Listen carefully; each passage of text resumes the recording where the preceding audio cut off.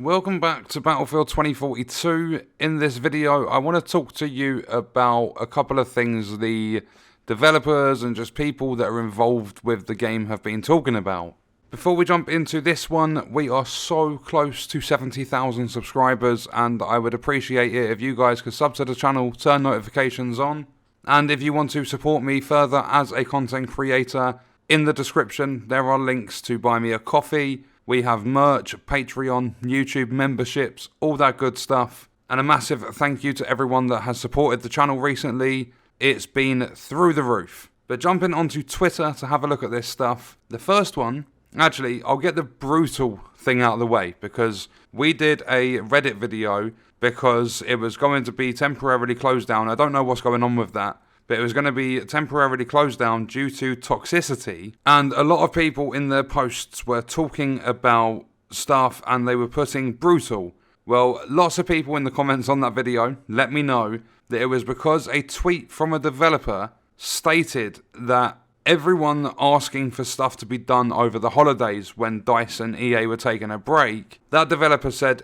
everyone had brutal expectations and everyone just jumped straight onto taking the piss out of it. But this comes in from Kevin Johnson at Total FPS on Twitter. Let's have a chat about weekly missions in Battlefield 2042. What are your expectations from these missions, but also the rewards? Which have you liked and disliked so far? The goals may be simple and they aim to encourage team play activities. What goals would you like to see? Someone put here, cosmetics that alter the weapon or vehicle please, not just a skins or a colour change. More in-depth stuff that alters the shape and complete look of something. Custom woodland or battered from BF5 as examples. Absolutely nothing wrong with that, not expecting too much. Kevin then goes and replies and says singular cosmetics for a single weapon, i.e. week 1 and 2, or a universal camo, a model that drastically alters 22 all-out warfare weapons sounds a bit of a mind-blowing task. And then brings the discussion of how often would you expect these on a free basis?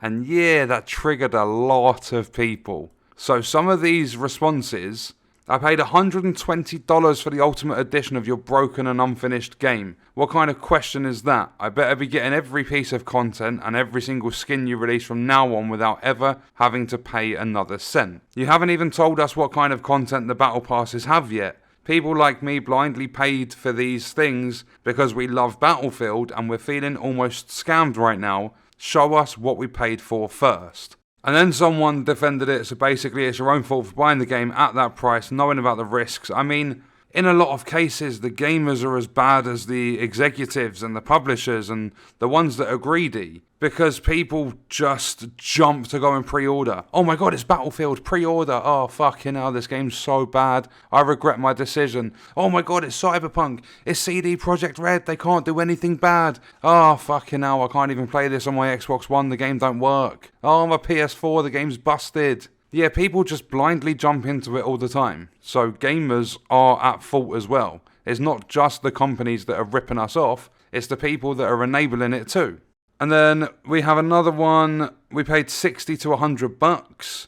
Mind-blowing task. You're a AAA studio with tons of devs. Why are all of DICE and EA employees seeing everything as impossible? Everyone paid overpriced for the game. And then looking for some more. Oh, come on, so if we pay you €120 for the game, you give us one weapon with an altered skin, but God forbid we ask for more of those kind of skins for weekly missions. More maps, more gun models, Portal is dead, port over the Portal weapon models onto all-out warfare, specifically the modern weapons, the base game is lacking content. So we paid $60 to $100 plus, and you're seriously asking how much of it should be free? All of it. Let us work for it. I'm so sick of developers treating their games like a marketplace. I spent $100+ for this game and I'm not spending any more. This is so dumb. I'm not saying this person specifically, but some people that say that sort of stuff will then go and purchase the Battle Pass for an extra $15, $20. And then they'll do it again the following season. But they'll still sit there and complain. Someone else here says, imagine getting fans to spend £60 to £80 for a game, then say we expect too much. Did you even make or play Battlefield 3 or 4? Respect you want feedback, but own up that you've robbed fans of money for a half-assed game. Great games probably seemed like a mind-blowing task at first, that's why they're great. This is also probably why 2042 isn't close to being great. Wasn't live service an advertised feature of 2042 which some people paid £100 for? It's not free, you're just shipping the rest of the content already paid for. And then someone said, plus they'll make money in the skin shop post-launch. Battlefield isn't a tiny indie game, it's a multi-million-dollar franchise. And then someone goes, are these the brutal expectations we've been hearing so much about? Wanting free skins in a full-price game, the audacity of this community. Someone else said they should always be free and be on a regular basis, it's a full-price game. We spent £50 to £80 for it, it's not a free-to-play service like Warzone. Are we also expected to shell out for the battle passes? See, but the same thing happens with a lot of games, and some of them just don't have as big a fan base, so it doesn't get brought up as much. Like, take Marvel's Avengers, for example. If you look in that marketplace, I think there's well over $3,000 worth of skins, and a lot of them are simply recolors. The legendary skins are like £12 like a pop. Each time you buy one, it's going to cost you like £12. And people were like, yeah, but it's optional, don't go near it if you don't want to. But by people saying that, and the ones that actually purchase one every now and then, it enables the companies to keep doing it over and over again. If you hit them where it hurts and you don't buy them and say, look, I'm not paying for this, I paid £60 for your game in the first place, I want some decent skins for free, they're not going to make any money off the cosmetics. So they will eventually, like some of them, I'm not saying it's going to happen for every single game, but a couple of games here and there might go, oh okay, screw it, we're taking the price off, you guys can just sit there, I don't know, play 100 hours of the game and you get it for free. Like something like that. Don't go and then add a fucking NFT marketplace into the game.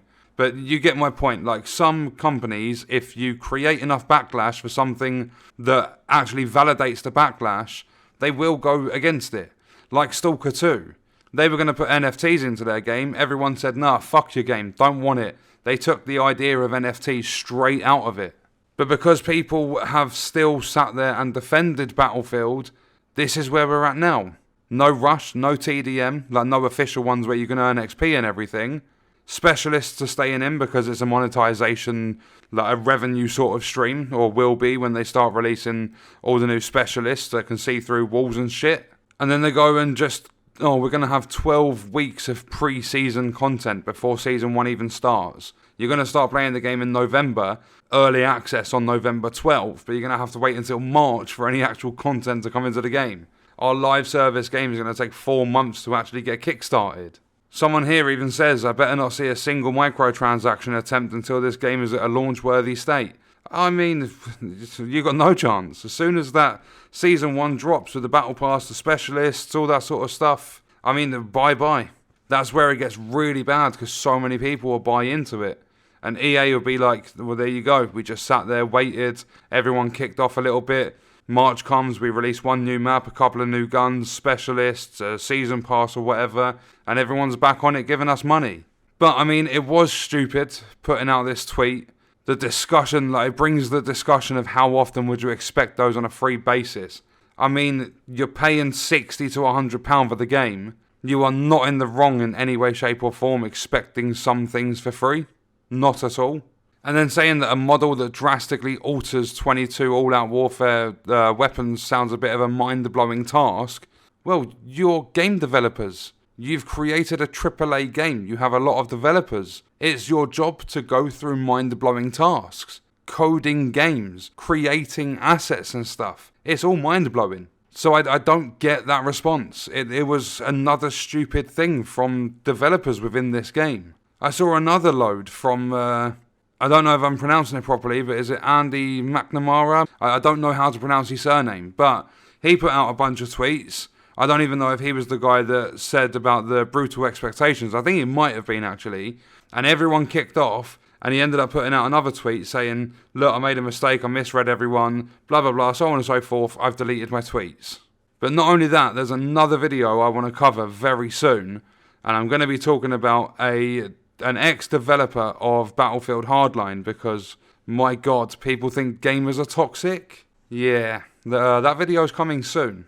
But what we're going to do is wrap this one up. Let me know your thoughts and stuff about it in the comments. Do you think people are, like, in the wrong or expecting too much by just saying they would like cosmetics that alter the weapon or vehicle, and not just like a recolor, like a reskin sort of thing. Let me know all of that down below, and I will see you guys in the next video. I hope you enjoyed it.